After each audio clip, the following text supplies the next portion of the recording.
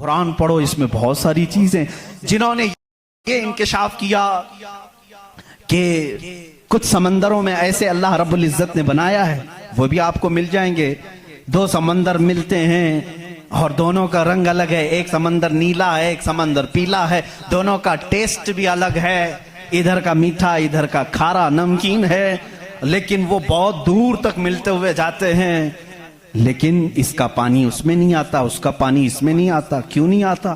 اللہ فرماتا مرج البحرین یلتقیان، مرج البحرین یلتقیان بینہما برزخ لا یبغیان فبأی آلاء ربکما تکذبان۔ اس رب ذوالجلال نے فرمایا ہم نے دو سمندروں کو بہایا ہے، دیکھنے والوں کو ایسا لگتا ہے کہ یہ مل گئے ہیں، لیکن ہم نے اس میں نہ دکھنے والی ایک ایسی دیوار بنائی ہے کہ اس کا پانی اس میں نہیں ملتا، اس کا پانی اس میں نہیں ملتا۔ یہ بھی کون سے رسول کی زبان سے اللہ تعالیٰ بتا رہا ہے لوگوں کو، جو رسول کبھی سمندر کا سفر کیا ہی نہیں، اس رسول کی زبان سے اللہ نے دو سمندروں کے ملنے کی بات کی۔ سائنسدانوں اب تو تمہیں ماننا ہی چاہیے کہ قرآن رسول کا اپنا بیان کیا ہوا کلام نہیں ہے، اسی کا یہ کلام ہے جس نے سمندروں کو اس طرح پیدا کیا۔ کائنات میں بہت ساری چیزیں ہیں میرے عزیزو، قرآن اللہ رب العزت کا یہ کلام اتنی ہی نہیں، یہ تو بڑی بڑی نشانیاں میں نے کہا، اگر اس کی معرفت اس کی کھوج میں لگ جاؤ گے تو زندگی تمام ہو جائے گی۔ میں تو کہتا ہوں اللہ نے ایک بات یہ بھی فرمائی ہے تمہارے لیے، وَفِي أَنفُسِكُمْ أَفَلَا تُبْصِرُونَ۔ اللہ فرما رہا ہے تم ادھر ادھر نشانیاں ڈھونڈ رہے ہو، ہم نے تمہاری ذات میں اپنی نشانیاں رکھی ہیں، تم نہیں دیکھتے؟ تمہاری ذات میں ہماری نشانیاں ہیں، تم نہیں دیکھتے؟ اتنی نشانیاں ہیں، اس کے لیے آپ کو کئی علوم پڑھنے کی ضرورت ہے۔ ظاہر سی بات ہے انسان کے ایک ایک پارٹ پر جو ریسرچ کرتا ہے وہ اپنے وقت کا ایک بڑا ڈاکٹر بنتا ہے۔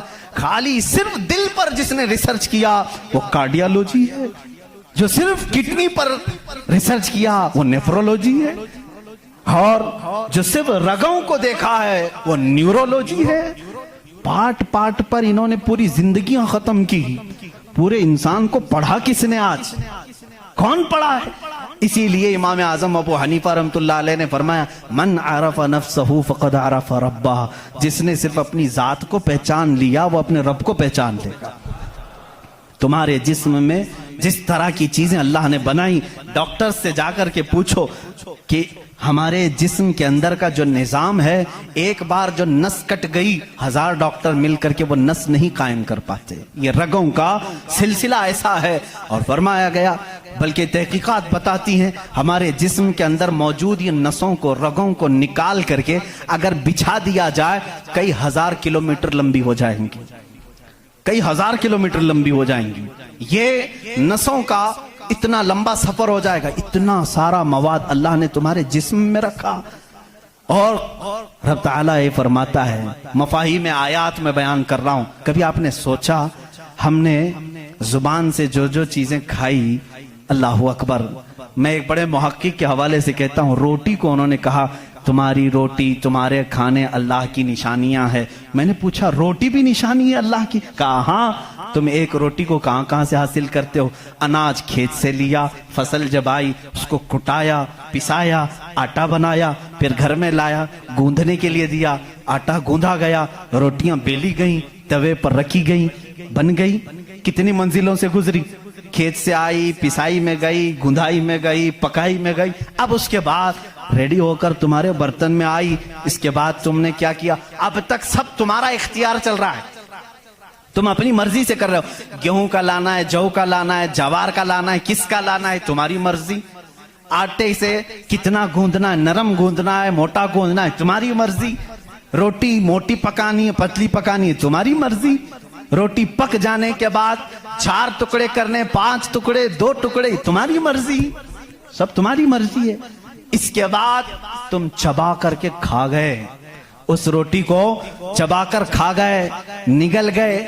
یہ روٹی جب حلق سے اتر گئی اب تمہاری مرضی نہیں ہے۔ اس ایک ہی روٹی سے گوشت بھی بنتا ہے، اسی ایک روٹی سے خون بھی بنتا ہے، اسی ایک روٹی سے منی بھی بنتی ہے، اسی ایک روٹی سے پیپ केक भी बनता है, उसी एक रोटी से कफ और बलगम भी बनता है, उसी एक रोटी से सब चीजें बन जाने के बाद हमारे फुजलात भी निकलते हैं। मैं नहीं समझ पाया, ऐ मेरे अजीजों मुझे बताओ, एक रोटी लो, उसके एक टुकड़े से तुम गोश्त बना के दिखाओ, दूसरे टुकड़े से तुम खून बना के दिखाओ, तीसरे टुकड़े से तुम पीप बना के दिखाओ, चौथे टुकड़े से तुम बलगम बना के दिखाओ, नहीं कर सकोगे, इसलिए कि सिर्फ गूंदने पकने तक तुम्हारी मर्जी चलती है, हलक से नीचे उतर जाने के बाद खुदा कदीर और जब्बार का निजाम चलता है। तुम्हारे रिस्क में उसकी निशानियां हैं। कौन है जो बनाता है हमारे जिस्म के अंदर इस रोटी से हमारे जिस्म का हिस्सा? पूछो, जाकर किसी से भी पूछो, यह हमारा जिस्म मोटा ताजा गोश्त कैसे बन गया? ये खाने अच्छे खाओगे इससे बन गया। हमने कहा हम खाने काजू बादाम भी खा रहे हैं तो भी गोश्त बन रहा है, रोटी खा रहे हैं तो भी गोश्त बन रहा है, चावल खा रहे हैं तो भी गोश्त बन रहा है, और खून ऐसा लिक्विड है कि बाजार में मिलता नहीं, किसी इंसान का ही लेना पड़ता है। इसको कौन बनाया है? कहा इसको भी रोटी से ही बनाया है, काजू बादाम से ही बनाया है, फलों से ही बनाया है। हम पूरी दुनिया की ग़िज़ाएं लाकर चक्की में पीस करके भी खून का एक कतरा नहीं पैदा कर सके, लेकिन वो रब्बे ज़ुल जलाल हमारे लुक्मे के नीचे जाते ही निजाम को शुरू फरमा दिया है। कैसा वो निजाम है, कैसा वो निजाम है ऐ मेरे अजीजों। इसीलिए मेरा मौला फरमाता है फी अनफुसिकुम अफला तुबसिरून, तुम्हारी जात में मेरी निशानियां हैं, क्यों तुम नहीं देखते, क्यों तुम नहीं देखते? आपको अगर मैं जातियात, नफ्सियात, तबईयात, ये जो उलूम हैं इस पर गुफ्तगू करूं तो एक बड़ा अलग टॉपिक हो जाएगा। अल्लाह ताला ने इस निजाम को कैसे बैलेंस रखा है जानते हैं आप? कभी आपको मालूम है हमारे कानों में एक अलाइनमेंट होता है, जैसे व्हील अलाइनमेंट करते हैं, हमारे दोनों कानों के बीच में एक कतरा छोटा सा अल्लाह ने रखा है, ये बैलेंस को बरकरार रखता है। जो सनकी होते हैं, जिनको कहते हैं पागल हो गया, झोले खाता रहता है, ये कौन लोग हैं जानते हैं आप? जिनको कभी कभार फीड्स आ जाती है, चलते चलते आड़े टेढ़े हो जाते हैं, ये कौन है? जिनका सिर्फ वो कानों के बीच का एक कतरा भी हिल गया तुम्हारा बैलेंस नहीं बिगड़ जाएगा। तुम खड़े कैसे होते हो? दो पैरों पर सीधे खड़े रहते हो, जब तक चाहो खड़े रहो, चलना चाहो तो सीधे चलते हो। अगर वो बैलेंस चूक गया, जैसे कार व्हील अलाइनमेंट छूटने से इधर उधर जाने लगेगी, तुम्हारे पैर लड़खड़ाने शुरू हो जाएंगे। इस एक हल्के कतरे से अल्लाह ने तुम्हारे पूरे वजूद को रखा है। तुम्हें टेढ़ा करने के लिए सिर्फ उस कतरे को जुम्बिश देने की जरूरत है, सिर्फ जुम्बिश देने की जरूरत है। मैंने साइंस की एक तहकीक पढ़ी, अल्लाह अकबर, हैरत होती है। उन्होंने ये तहकीक करके बताया, ये जो तुम्हारी पलकें झपकती हैं, खुलती भी हैं, झपकती भी हैं, जानते हैं आप ये कितनी हल्की हैं और किसी को एहसास भी नहीं होता कब झपकी कब खुली, किसी को एहसास नहीं होता। कहा इसके अंदर कौन सी ताकत है? क्या रबर है, मैग्नेट है, कैसे ये कैसे होती है? इसको एक साइंसदान ने कहा कि अगर किसी की पलक झपकना छूट जाए, नहीं झपक सकती, तो उसको बिल्डोजर से खींच के भी बंद नहीं कर सकोगे, इतनी ताकत लगा करके भी उसे बंद नहीं कर सकोगे, ऐसा फ्लेक्सिबल है, ऐसा रबर है। और अगर बंद हो गई तो खोल भी नहीं सकोगे, पूरी ताकत लगा के टूट के फट जाएगा ये पलक, खुलेगी नहीं, नहीं खुलेगी। झपक गई तो वही रह गई, खुली तो बंद नहीं होगी। पूरी दूसरी कोई भी अल्टरनेट ताकत से अगर तुम चाहो इसको बंद करना या खोलना, नहीं कर सकोगे। उन्होंने कहा बस हमारे इन पलकों में अल्लाह ताला ने एक हल्का सा रबर रखा है जो फ्लेक्सिबल है और बगैर तुम्हारे चाहे भी ये हिलती है, बंद होती है। और कहा कि अगर इन पलकों में ये झपकने और खुलने का मादा ये खत्म हो जाए, ये रबर, ये फ्लेक्सिबिलिटी खत्म हो जाए, तो वो इंसान पागल हो सकता है, बल्कि आंख न बंद होने की वजह से वो मर भी सकता है। वफी अनफुसिकुम अफला तुबसिरून। हम इन तमाम नेमतों को समझ नहीं पाते, बल्कि दिन में हजारों बार झपकते हैं, खोलते हैं, एहसास नहीं है इस नेमत का। अगर ये बंद होना खत्म हो जाए या बंद हो गई, खुल ना सके, तो क्या कर ले जाओगे? कुछ नहीं कर सकोगे। बल्कि मेरे अजीजों, तुम्हारे जिस्म पर मौजूद یہ رونگٹے، یہ بال بھی اللہ کی علامت ہیں، نشانیاں ہیں۔ جانتے ہو بال سب ایک ہی طرح کے ہیں، لیکن ابھی 2 ہی دن قبل میں پڑھ رہا تھا، ذہن کیا ہے جاتا نہیں ان چیزوں کی طرف، چونکہ معمول پہ چل رہے ہوتے ہیں۔ ایک صاحب نے مجھ سے سوال کیا کہ حضرت بال جو ہے ہماری آنکھوں پہ بھی ہیں، پلکوں میں، اور اوپر بھووں پہ آئی برو بھی ہیں، اور بال سر پہ بھی ہیں اور دیگر جگہوں پر ہیں۔ سر کے بال اور دیگر جگہوں کے بال بڑھتے ہیں، یہ بال بڑھتے کیوں نہیں؟ بال سیم ہے، بال سیم ہے، یہ بڑھتے نہیں، اور یہ بڑھتے ہی رہتے ہیں، ان کو جتنا کاٹو بڑھتے ہی رہتے ہیں۔ ایسا کیا ہے؟ اللہ اکبر۔ اس دن مجھے حیرت ہوئی، میں نے کبھی اس چیز پر توجہ نہیں کی، کبھی نہیں سوچا۔ ہو سکتا ہے آپ کا ذہن نہ گیا ہو۔ پڑھنے پر ایک محقق نے یہ بھی لکھا ہے، دیکھنے میں یہ سارے بال ایک طرح سے ہیں، ان بالوں میں ساری چیزیں ایک ہی طرح کی ہیں، دیکھنے میں یہ کالے ہیں تو وہ بھی کالے ہیں، قوت بھی ان کی سیم ہے، لیکن اللہ رب العزت نے ان بالوں میں بڑھنے کا خون رکھا ہے، ان بالوں میں بڑھنے والا خون آتا تک نہیں ہے، آتا تک نہیں۔ عزیزان گرامی، اس کی یہ نشانیاں ہیں بہت ساری، اس کی تحقیقات پھر کسی موقع پر میں عرض کروں۔ اور پیٹ کے اندر موجود چیزیں جو اپنا نظام خود بخود چلا رہی ہیں، نہیں چلا سکو گے، نہیں چلا سکو گے۔ دل جتنی مرتبہ یہ دھڑکتا ہے، اس کے اندر جو پریشر ہے، کہا گیا ہے یہ جو خون کو دبا کر کے جسم میں پھیلاتا ہے، اس کے متعلق سائنس یہ کہتا ہے اتنا پریشر ہے کہ دنیا میں کسی فوارے پہ، کسی فاؤنٹین میں اتنا پریشر نہیں ہوگا جتنا دل میں پریشر ہے، اور یہ اتنی تیزی سے ایک بار پمپ کرتا ہے کہ خون پورے جسم میں ناخن تک آ جاتا ہے۔ ایک بار کے پمپ پر ایک بار اس طرح دل نے دبایا خون کو بار، تو خون ناخن تک پہنچتا ہے، اتنا پریشر اس کے اندر ہے۔ امریکہ کی ایک لیبارٹری میں ایک پاکستانی عالم دین گئے تھے، کارڈیالوجی تھے وہ ڈاکٹر، وہ ایک عالم کو لے کر کے گئے، اور کارڈیالوجی نہیں، ریڈیالوجی بھی غالباً کچھ ہے، جس میں آوازیں سننے کا آلہ ہوتا ہے، ایک مشین ہوتی ہے جسم کے اندر حرکت کرنے والی ہر آواز کو اس میں سنا جا سکتا ہے۔ پلک آپ جھپکتے ہیں، آپ سانس لیتے ہیں تو اس کی آواز کیسی ہوتی ہے۔ تو انہوں نے کہا آج چلیے لیبارٹری میں آپ کو بتاتا ہوں کہ دل کی آواز، ہم تو یہاں ہاتھ رکھتے ہیں تو دھک دھک دھک کی آواز آتی ہے۔ تو انہوں نے کہا ہم آپ کو اس سے سناتے ہیں، ایئر فون لگائے گئے، بڑی بڑی مشینیں تھی، ہلکی سی بھی وہاں پر ہوا بھی آتی تو اس کی زور آواز آتی ہے۔ وہ ایک لیب ہے، یہ عالم دین کہتے ہیں میں نے سنا دل کی آواز۔ میں نے پوچھا اس ڈاکٹر سے کہ آپ کے ہاں ہر آواز کا نام لکھا گیا ہے، دل جو آواز کرتا ہے اس کا کیا نام ہے آپ کے ہاں؟ کہتے ہیں دل جو ہے لپ لپ لپ لپ یہ آواز کرتا ہے، سائنس میں یہ لکھا گیا ہے۔ وہ مسکرا ہے، کہا تھوڑی سی خطا ہو گئی، بلکہ دل کہتا ہے رب رب رب رب۔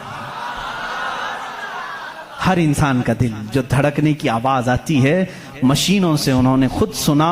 ہاں ہو سکتا ہے کچھ توتلے لوگ ہوتے ہیں را کو لا کہہ جاتے ہیں، ہو سکتا ہے تمہیں لپ لپ لپ سنائی دیا ہو، مگر میرا ایمان یہ کہتا ہے ہر دل رب رب رب ہی کہتا ہے۔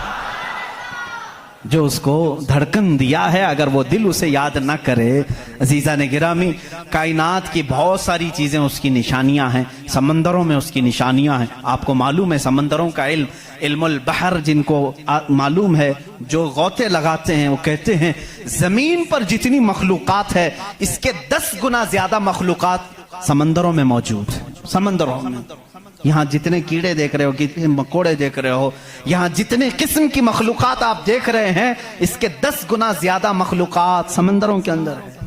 کون ہے جو ان کے رزق کا انتظام کرتا ہے؟ کون ہے ان کی پرورش پر؟ سمندروں کا علم الگ ہے۔ کہتے ہیں ہم اندر جاتے ہیں تو اس کے اندر اتنی چیزیں کہ ہر بار نئی چیزیں دکھتی ہیں، اور انہوں نے کہا کہ کئی لاکھ قسم کی مچھلیاں گن لی گئیں، لیکن ہر بار غوطہ لگاتے ہیں تو پھر نئے رنگ کی مچھلی نظر آتی ہے۔ ان کو رنگ دیتا کون ہے اس کے اندر؟ عزیزان گرامی، سمندروں کے علم میں لوگوں نے کہا اس کی گہرائیوں میں کیا کیا موجود ہیں. کچھ باتیں تو عقل تسلیم کرتی ہیں، جیسے آپ کو میں نے کہا سمندر میں مچھلیاں ہیں، اندر پیڑ پودے بھی ہیں، آپ سب تسلیم کریں گے، ہوتے ہوں گے. مخلوقات ہیں، ہاں ہوتے ہوں گے، سب ہوتے ہوں گے. لیکن ایک قرآن کے فرامین تفاسیر میں یہ کہا گیا ہے سمندر کے اندر آگ بھی ہے. اب کہاں سے تسلیم کرو گے؟ سمندر کے اندر آگ ہے، کیسے تسلیم کرو گے؟ ظاہر سی بات ہے تم انکار کرو گے. پانی اور آگ ہو ہی نہیں سکتا، اور وہ بھی پانی ہلکا پھلکا پانی نہیں، سمندر کا جوشیلا پانی. اور یہاں پر اسلام میں یہ باتیں کہی گئی ہیں کہ سمندر کے اندر آگ ہے. لیکن یہ دنیا کو اس وقت نظر آ گیا جب سونامی آئی تھی. انڈونیشیا میں جو ساحل پر سونامی کی لہریں جنہوں نے دیکھی، جس کی رفتار 2000 کلومیٹر پر آر تھی، 2000 کلومیٹر پر آر کی رفتار سے وہ پانی چل رہا تھا، اور اس کی ہائٹ جو موجوں کی وہ 200 فٹ اونچی تھی. 200 فٹ اونچی لہریں 1000 کلومیٹر پر آر کی رفتار سے جب جا رہی تھی تو مشاہدہ کرنے والوں نے یہ کہا جب وہ لہریں چلتی تھی تو پیچھے آگ کے شعلے نکلتے تھے، سمندر میں آگ کے شعلے نکلتے تھے.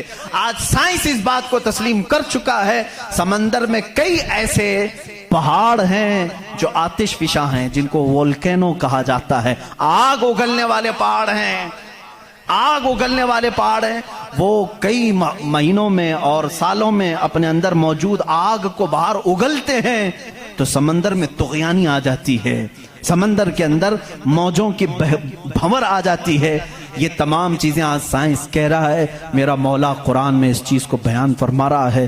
جبکہ پھر میں آپ کو بتا رہا ہوں قرآن اس ماحول میں اترا جب سائنس نہیں تھا، اور اس رسول پر اترا جو سمندروں کا سفر نہیں کیا تھا. اللہ تبارک و تعالیٰ نے پہاڑوں کے علم کے متعلق قرآن میں بیان فرمایا، ستاروں کے علم کے متعلق، سمندروں کے علم کے متعلق، زمین کا یہ جیو فزک ہو، آسٹرونومی ہو، ستاروں کا آسٹرولوجی ہو، علم الفلکیات ہو، اس کے بعد نباتات، یہ پیڑ پودوں کے علم کے لیے بھی قرآن موجود ہے. اللہ رب العزت ان کے متعلق بھی فرما رہا ہے، ان کے جوڑ بنائے گئے. آج دنیا یہ کہہ رہی ہے کہ ایک پیڑ کو دوسرے پیڑ سے لگاتے ہیں تو پھل اچھے آتے ہیں، پھل اچھے آتے ہیں. یہ حدیث پاک میں ملتا ہے. مدینہ طیبہ میں کلمی کرتے تھے صحابہ اس وقت کھجوروں کی. عزیزان گرامی، پیڑ پودوں کی جب تحقیقات ہوتی ہیں تو اب اس پر بھی سائنس حیران ہے کہ ہم نے پھولوں کو دیکھا، یہ پھول جب کھلتے ہیں تو اس میں اچانک آ کر کے پینٹ کون کر جاتا ہے، یہ رنگ کون ڈالتا ہے. ہم نے درختوں کو ہرا ہی دیکھا ہے، ہرے ہی ہوتے ہیں، لیکن جب پھول نکلتے ہیں تو یہ رنگ آتا کہاں سے ہے. اس کی تحقیق کرتے کرتے ڈالیوں کو لوگوں نے چیر دیا، پتوں کو پھاڑ دیا، لیکن پھول کا رنگ پورے درخت میں کہیں نہیں پایا، کہیں نہیں پایا. ان پودوں کو اور ان پھولوں کو کون رنگ دیتا ہے؟ بلکہ حد تو یہ ہے میرے عزیزو، اس کی سب سے بڑی چیز یہ نشانیوں میں سے یہ بھی ہے کہ پیڑ پودوں کو تم لہلہاتے ہوئے آج دیکھتے ہو، ان کی پیدائش پر کیا تم نے غور و فکر نہیں کیا؟ یہ کیسے پیدا ہوتے ہیں، کیسے نکلتے ہیں؟ اللہ اکبر. ان کو تم نے زمین کے اندر بو دیا تھا، مٹی ڈال دی تھی اور اس پر پانی ڈال کر برابر کر دیا تھا، لیول کر دیا تھا، اور اچانک دوسرے دن تیسرے دن جا کر دیکھتے ہو وہ زمین کا سینہ چیر کر باہر آیا ہوا ہے. اتنا ہی نہیں، وہ چھوٹا سا کومپل نکلا ہوا پودا باہر آتا ہے. اب وہ کتنی چیزوں کو فیس کرتا ہے، ہواؤں کا بھی مقابلہ کر رہا ہے، طوفان بھی آ رہے ہیں، لیکن وہ پودا وہیں لگا ہی لگا ہے. چھوٹے پودے کو بڑی سے بڑے طوفان ہلا کے نہیں کر سکے. کون ہے وہ ہلکے پودے کی حفاظت کر رہا ہے. بڑی بڑی ہواؤں سے وہ بڑی بڑی طاقتوں کو اڑا لے جانے والی ہوائیں آتی ہیں، لیکن ہلکے پودے کی حفاظت ہو رہی ہوتی ہے. وہ فصلیں لانے تک کون ہے ان کی حفاظت کرتا ہے. قرآن میں 20ویں پارے کی شروع کی آیتیں پڑھو گے آپ کا یقین تازہ ہو جائے گا. امن خلق السماوات والارض وانزل لكم من السماء ماء فانبتنا به حدائق ذات بهجة ما لكم ان تنبتوا شجرها اإله مع الله. کہ اللہ کے سوا کوئی ہے؟ اللہ فرماتا کون ہے جس نے زمین کو تمہارے لیے قرار بنایا؟ کون ہے جو زمین کو پھاڑ کر کے اس میں نہریں بنایا؟ کون ہے جو تمہارے لیے آسمانوں کو چھت بنایا؟ کون ہے جو اس میں سے تمہیں رنگ برنگے پودے نکالتا ہے؟ کیا اللہ کے سوا کوئی ہے؟ اِلَٰهٌ مَّعَ اللَّهِ، اس طرح کی 5 آیتیں جس میں سوال ہے اِلَٰهٌ مَّعَ اللَّهِ، کیا اللہ کے سوا کوئی ہے؟ اب میرے عزیزو، میں نے آسمانوں کی بات کی، زمینوں کی بات کی، گیلیکسی کی بات کی، پیڑ پودوں کی بات کی، سمندروں کی بات کی، بلکہ میں نے تمہارے ذات کی بھی بات کی۔ تمہارے جسم میں موجود ہر عضو، ہر پارٹ اللہ کی نشانی ہے، اللہ کی نشانی ہے۔ تم میں سے کوئی بھی ایک عضو دوسرا ڈپلیکیٹ بنا نہیں سکتا، بنے گا تو صاف نظر بھی آئے گا۔ آنکھ چاہے تو بکرے کی لگا لو لیکن دکھائی کچھ بھی نہیں دے گا۔ اس آنکھ کے اندر جو چیز موجود ہے وہ دوسرا اس کی کاپی کر نہیں سکتا۔ روبوٹ تو بہت بنا لیے لیکن جینے والا، فیلنگ رکھنے والا انسان دوسرا تخلیق نہیں کیا جا سکا، بلکہ وہ قرآن میں اللہ چیلنج کر رہا ہے۔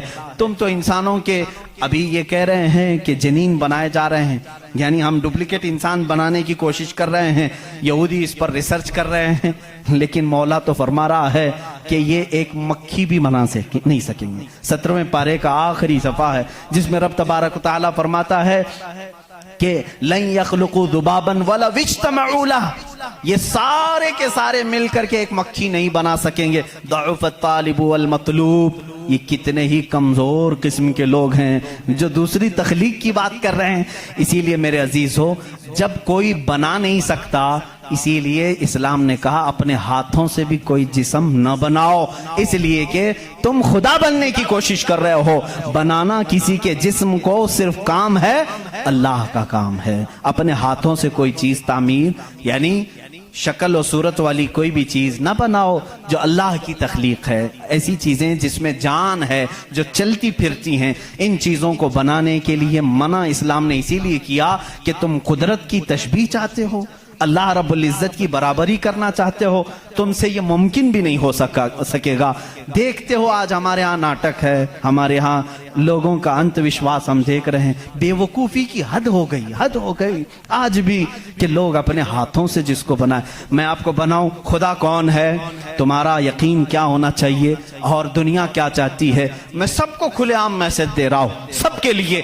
کچھ لوگ یہ سمجھتے ہیں ہم کو خدا بنانا پڑے گا، پیسے لانا پڑے گا، بنا نہیں سکتے تو مارکیٹ میں جانا پڑے گا، لال پیلا کالا نیلا خدا خرید کر کے لانا پڑے گا، اور اس کے ہاتھ بھی ہوں گے، 4 ہوں گے کہ 5 ہوں گے کہ 6 ہوں گے، ایسے ہاتھوں والا ہم کو لانا پڑے گا۔ کیسے؟ ارے وہ خدا چل کے بھی نہیں آئے گا، اس کو اٹھا کر کے لانا پڑے گا، بیٹھے گا خود نہیں بٹھانا پڑے گا، سوئے گا خود نہیں سلانا پڑے گا، اور اٹھے گا بھی خود نہیں اٹھانا پڑے گا، اور اسے وہ ڈوبے گا بھی خود نہیں ڈبانا پڑے گا، ٹوٹے گا بھی خود نہیں توڑنا پڑے گا، کھائے گا کچھ نہیں اسے زبردستی کھلانا پڑے گا، لوگوں کو دکھانے کے لیے۔ لوگوں نے اگر اپنے دماغ سے اس کو خدا سمجھا ہے تو میں کہتا ہوں مسلمان کا عقیدہ یہ ہے، میں مجبور ہوں، میں اگر نہیں سو سکتا تو وہ سلاتا ہے، میں اگر اٹھ نہیں سکتا تو وہ اٹھاتا ہے، میں خدا کو اٹھاتا نہیں، میں خدا کو بٹھاتا نہیں، بلکہ میرا عقیدہ یہ ہے خدا مجھے بٹھاتا ہے،